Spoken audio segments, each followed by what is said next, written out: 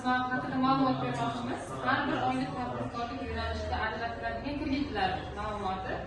Qarz oluvchilar yuridik shaxs va yuridik shaxs maqomiga ega bo'lmagan tadbirkorlik subyektlari hamda jismoniy shaxslarga tegishli bo'lgan bo'lishi kerak.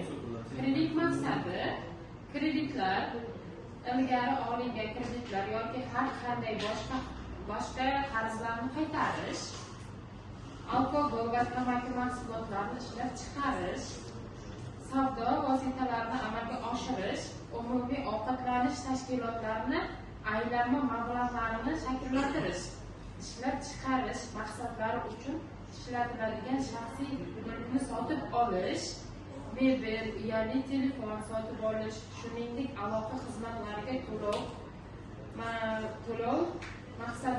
maqsadlaridan tashqari qolgan tadbirkorlik maqsadlari uchun ajratiladi.